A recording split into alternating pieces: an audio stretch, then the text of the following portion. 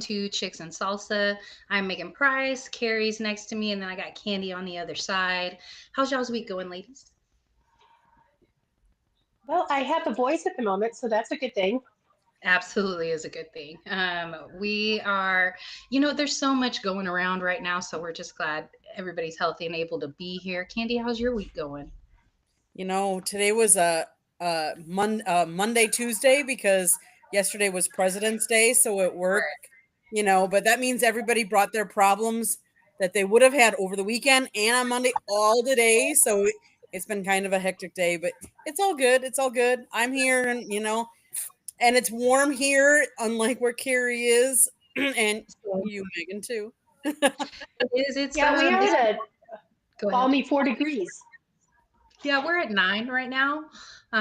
Wind chill -7 or 8. I would just love to be somewhere where it's like above freezing right now. It's 76 And it degrees is here. Sorry. still snowing. Is it still snowing for you, Megan? Because it is still coming down at a very rapid rate here. No, it's not. It's not snowing that much here. It like I said, it's just incredibly cold, and at this point, I would settle for 32 degrees. That would be heaven. All right. Well, let's go ahead and jump into our topic. So, Candy, why don't you start us off? Well, as some of you might or might not know, the NHL decided to change up their All Star game. And instead of having an All Star game, they had a tournament called Four Nations. Right. And they had some big games going on over the weekend. In fact, you couldn't get any bigger than Canada versus USA Saturday night. Like, it brings you back to old times and some of the old rules. Because let's face it, you saw in the first 9 seconds three different fights. Three different fights. I mean, you Right. don't Yeah. see that as much anymore. But it also brought, I think, an excitement back to the tournament, back to hockey, as opposed to the NHL All Star game. Let's face it, all of the major sports have been trying to revamp, do something different because some that those games just didn't mean a lot, and they Right. viewership had been going way down. Right. So there was games previous. Finland, USA beat Finland. I believe it was like 5-3, and Right. then And that was the weekend before, right? Or something Thursday, I like that. think, or something. Yeah, and then obviously, well, not obviously, but USA beat Canada on Saturday night. Then they lost to Sweden 2-1, but they had three significant injuries and three significant players out. Both the Chuck brothers plan on playing in the finals, and the final is Thursday night, and it's going to be Canada versus USA again. So really I excited. love that. I do too. It was just something totally different, and I like the tournament. I'm glad to see they changed it up and you know, I've seen so much excitement. The one thing I will say, I was still disappointed that A, before the game in Canada or Canada against USA, they played the announcer came out and said, "Please do not boo during either of the respective anthems." And Right. Yeah. yet still during the United States anthem there were boos. So I was disappointed about that kind of sportsmanship from the fans up Right. there. I get it. You're not happy, you don't like us, but the level of respect should still be there.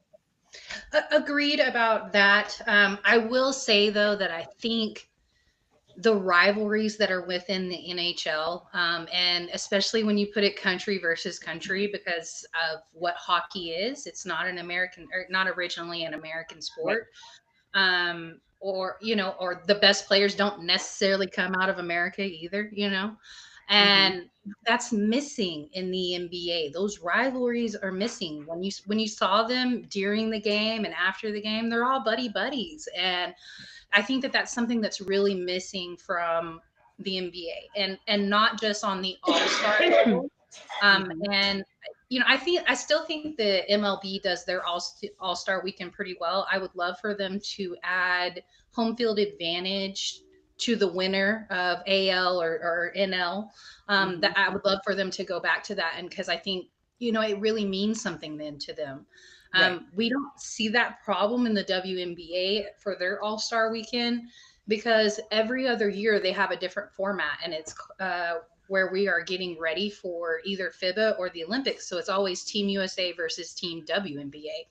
And so you have ladies that didn't necessarily make Team USA and might feel kind of slighted about that. And when they make Team WNBA, then been able to give it to them the last couple of times that format was there. So, obviously, I think that could possibly benefit the NBA as well. But I think the biggest problem about their All Star Weekend is they're all friends, Hmm. Right. and you They don't don't. have the You, same So you I passion. didn't do want to do that. mention real quick that Jen is having technical difficulties and doing everything she can to get joined in. So if you see me not paying attention, it's only because I'm trying to help get our Right. Of Jen on Yes. online. Yeah, The one thing, absolutely. the NBA, they don't play defense anymore. And they never did. They haven't for so long in the All-Star game that's, I think, what tuned so many people out. Now there's people, when they had the rookies in there this time, there's people that were upset about that in the game. And Right.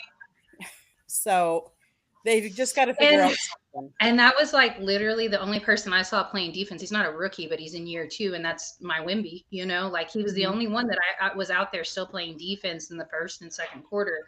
And I think we see some defense in the second half, but I wasn't sold on this format. I do think that maybe the Luca trade came from above the teams, and maybe it actually came from the commissioner because viewership is going back up. More people are talking about the NBA because of that trade that happened. And obviously not just that trade, but they had a very active trade deadline this year, and maybe Mhm. that came down from inside the house. It's kind of my opinion on that. NHL, there now I've seen some people say that they think that was maybe staged so that viewership would come back. I don't think that that's what happened. I think that these guys hate each other, especially when you put it on a country versus country level, and that's never going to go anywhere. Like NHL players are some of the toughest human beings to walk this earth. And most of them don't even have their original teeth. So I think that they're not necessarily worried about being friends with their colleagues. Mm-mm. Well, Well, and it started that's the with way you. his Czech brothers. Their dad actually was in fights when he played against. So I think it kind of stems down, and Right, that feeling still is inside them, I guess. I'm sorry, right. Carrie. You were gonna say something. No, and I don't want to get political on this, but I have friends that are from Canada, and I've kind of seen some of this commentary coming from both sides. And we have a tenuous relationship with the people of Canada Mhm. because of the politics situation at this moment. And so they are voicing like anyone else has had a chance to voice, regardless of it, and they're using a platform that they can. So unless our voices are heard, we become susceptible to whatever's being said and done. So maybe that's just an avenue they chose, and I can't be mad at them because As it long as just it's non-violent, I'm okay with it, honestly. right. Like I wouldn't And necessarily do it like personally. Like I also really love the old Canada national anthem. Like it's I beautiful. think it's And beautiful. Yes. it is, and they all sing it together. Like I wish that was something that we felt compelled to do. But I don't think that we're in that presence at this moment as far as Yeah. political views. So that's something that I love to see out of Canada. I'm always ready to see their national anthem because they sing with it. Like they don't even need the music to be played. Hey, They're listen, I they're sing with it because I think it's beautiful, and right. It is you beautiful, feel and compelled so to join.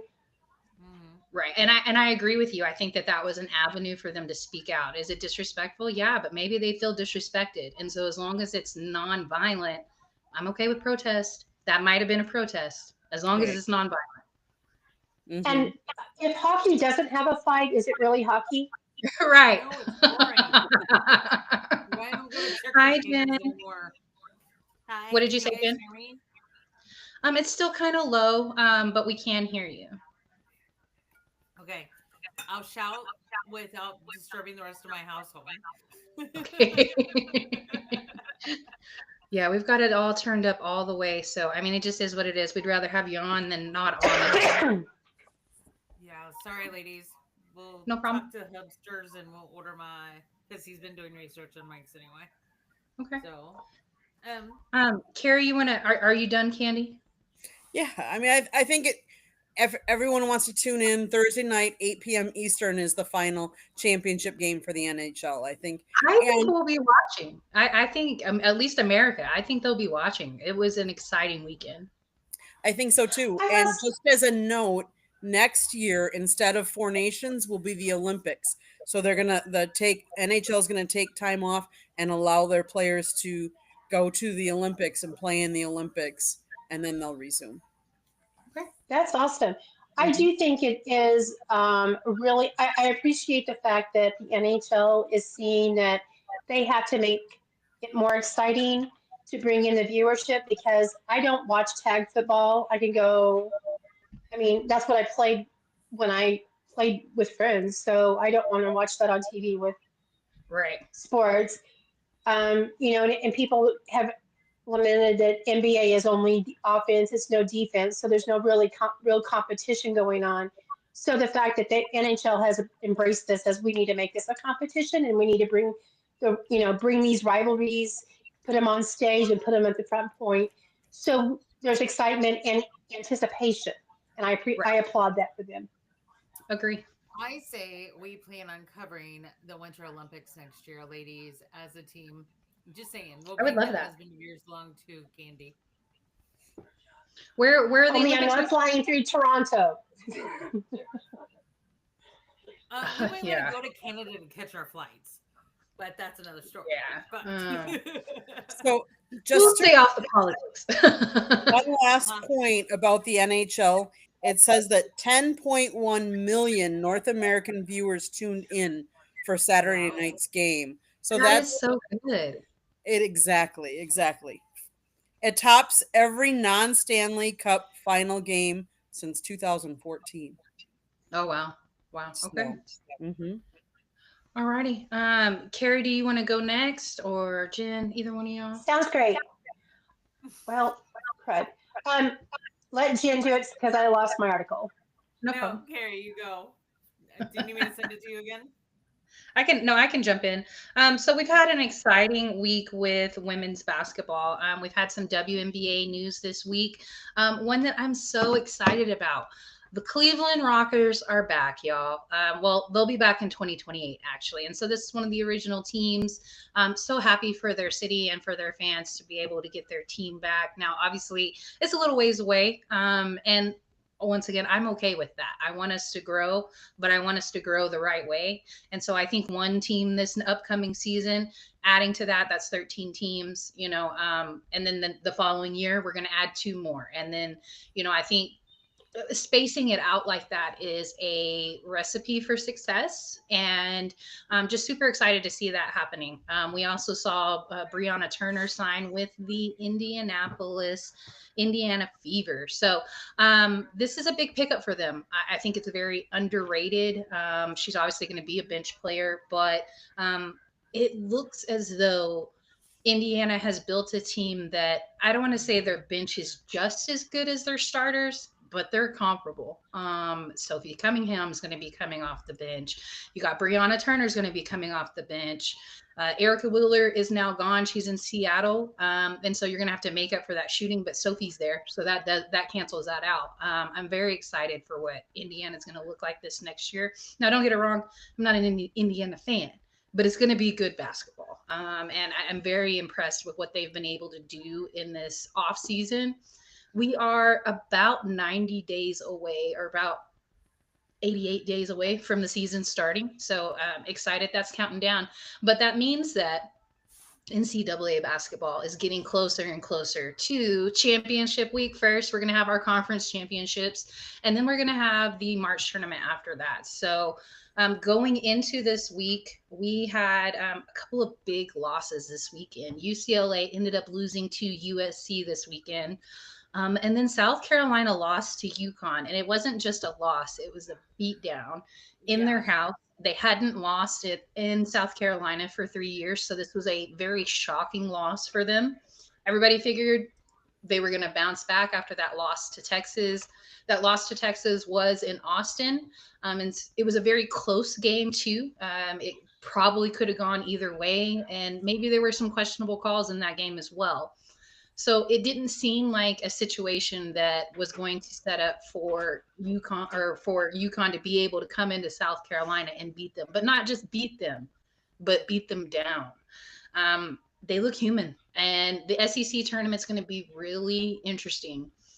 So you got we also beat LSU. Texas also beat LSU this past weekend on Sunday. So this puts LSU as the highest that they can possibly finish the regular season is number 2 seeding for the SEC tournament. It's going to come down to South Carolina or Texas is the 1 seed, and it's looking like it's going to come down to a coin flip. I hate that. Hate it. Because it's not really somebody earning it, in my opinion, you know. But if it's got to come to that, then it's got to come to that. Notre Dame took the number 1 spot, and so this is a little questionable for some people because Notre Dame has 2 losses. UCLA only has 1 loss. UCLA fell to number 3, but I think you got to look at strength and schedule. And as much as I respect the schools in the Big Ten, the level of competition compared to the SEC or even the ACC is not quite the same at this moment. And so for example, if we were to go look at the teams that are going to be in the SEC tournament, so you got South Carolina and Texas figuring it out at number 1 right there. Then you got LSU sitting at number 3. South Carolina's at number 2. They're 11-1. Texas is 12-1. LSU's 10-2. Then you got Kentucky, who's 9-3. These are the teams where I think it gets really interesting going into the Southeastern Conference tournament. You got Kentucky 9-3, Alabama 8-4, Ole Miss 8-5, OU 7-5. Then you got Tennessee who are 6-6, and then Vanderbilt are 6-6. So those don't sound like great records, but then you go to their overall record, and Vanderbilt is 19-7. Then you got Tennessee 19-6. Then you got OU who is also 19-6. Ole Miss 17-8. So teams at Alabama 25-5 or 21-5. So teams that, while your conference record doesn't reflect how good you are, you're very good teams.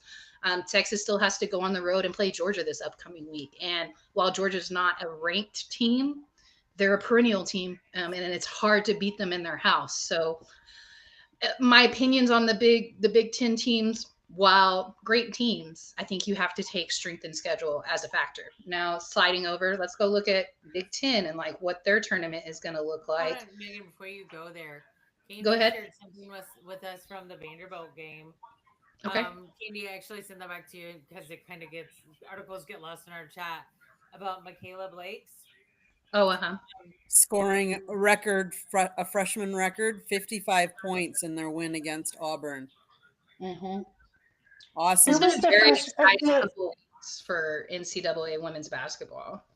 and there was a sophomore player that has now more 30 points per, or 30 more games with 30 points That's than Juju. Juju. Yeah. Mm. My brain is So, working very slow today, so no, you're I fine. couldn't remember. So in the Big Ten tournament right now, you got USC sitting at number 1, and they're 13-1. Then you got UCLA who are 12-1. Then you go Ohio State who is 11-3, and obviously these are kind of where it gets a little interesting. Ohio State, they're 22-3 overall, so they only have 3 losses total, and those losses came within their conference. Then you got Illinois, who is a very underrated team, I think. I don't think a whole lot of people are paying attention to them. They moved up into the rankings now, so not high ranked. I think they're 24 or 25, around that area. But I think they're going to be a very hard out come Big Ten tournament time. Then you got Maryland, who's 10-5 in the conference, but they're 20-6 overall. They've cooled off a little bit. They started really hot, and conference play has been pretty tough for them. You got Michigan State, also a lower ranked team, but they are ranked.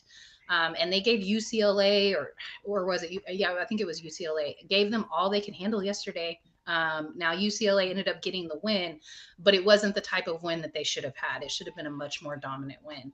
So Michigan State and Illinois are kind of some of my sleeper teams. And despite Nebraska being all the way down and Iowa being all the way down where they are in the standings of their conference, I still think that they're a really hard outcome conference championship time as well. Nebraska is a very tough defensive team, and that can wear anybody down, and especially if you're having an off shooting night. Yeah. All right, guys. Well, that is my women's basketball update. Breathe. Yay! And I know I That was couldn't just find my article. you do. Okay, yeah, I was gonna say I know y'all have to jet. So do you want to do your story real quick, Carrie? I'm gonna quick fly, but I will see you guys next week. Yes. Thanks, Keaton. Sounds Thanks, good. Candy. Thanks, guys. Thanks, Candy. Yeah. So Deion Jordan was interviewed this week, and he was a former first round pick defensive end for the Dolphins in 2013. And he has shown, he said that he didn't, his quote, I did not have my life in order. So he's 34 now, and um, excuse me, um, he said, when I left the facility, I didn't help because I'm out partying. I'm enjoying the money that I am, and I'm just putting myself behind the eight ball. I'm hurt, you know. Sometimes I'm missing my rehabs, and that's not helping. He further goes on and says that, you know, going to practice was not important to be there on time and setting the game plan. That wasn't necessarily, you know, what he was wanting to do. And now he works, he's the assistant head coach at Eureka College in Illinois on the staff of Randy Starks, who's also a former NFL defensive tackle. And he tutors and he works with these young men and helps them set themselves up to enter the workforce, the league, whatever, and take advantage of what he didn't take advantage of. He said he wasted his career, and it's something that's, well, it's very sad that that's how his career went. It's incredibly impressive that he's like, hey, I have something that I can pass on to the future and help them not make the same mistakes. Where, as a parent, that's what you're trying to do anyway. So it's neat to Right. see a player step up and want to do this for the future generations. Sorry. Absolutely. Yeah. That's about it. Jim? I thought that was really neat that he's Absolutely. taken the time to put forth into the next generation. Absolutely. Thank you for sharing that with us and with everyone, Carrie. Hey, if you want to be really tough, why don't you reach out to him and see if he'll come on our show? Ooh. And that could be something really special. Oh, yeah. You never know what people are willing to do or not to do, and especially when Absolutely. it comes to sharing something about recovery. I mean, look at Mike Dominski that came on the show, and he was willing to talk because how big of And a he was, recovery was a part of he's his willing to life. come back again, I believe. Oh Or he forced his hand. Not sure. I can be a little persuasive. yeah. Book it, Jen. Book it. Don't worry, I'm gonna try to book something else for you with my Megan. Just saying. Well, I really think that he Just would be kidding, great to just come kidding. back on probably during tournament time because Duke is doing so well. Yeah. Well, I'll email him and ask him. Um, Friends, I'm going to bow out because if you would like to see myself and Candy for longer, once the girls finish, we're on sideline, no, South, help me, South South Tribune. Florida. Tribune. Yes. And it's called Inside the Pigskin. So, friends, thank you. Message me if I can help you with anything, and I will see you next week. Bye, Carrie. Bye. Have fun, honey. And then there was two. So, I know. Woohoo! Turn the Oh hair up. man, Hey, baby. Hey, baby. Hey. my cat's over here. um. So, did you watch any of the All Star Weekend? I did. And so obviously my rookie was a part of the dunk contest. He was also Hmm. a part of the Rising Stars games as well, and ended up winning MVP. So had a chance to play on Sunday also.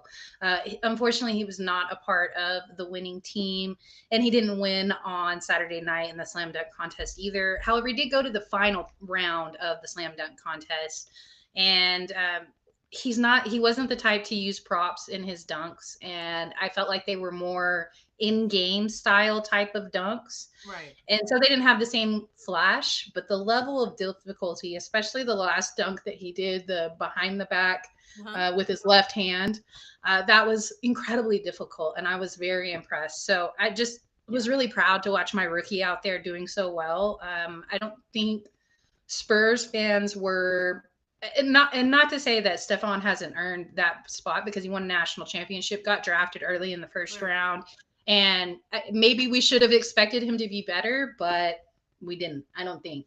Most times when they are our rookies are not starters in San Antonio. It just doesn't happen unless you're Tim Duncan or Wimby, and that's what it is. You don't come in as starters; you earn that position. Absolutely. And As you Stefan is should. a starter. Yeah. And as you should. Like we've discussed that in NFL. I Right. fully think that rookies need to sit some, watch how the Mhm. pros are doing it, learn a thing or two, get some minutes in, but Right. you don't have to be a starter. I mean, just Agreed. my humble opinion.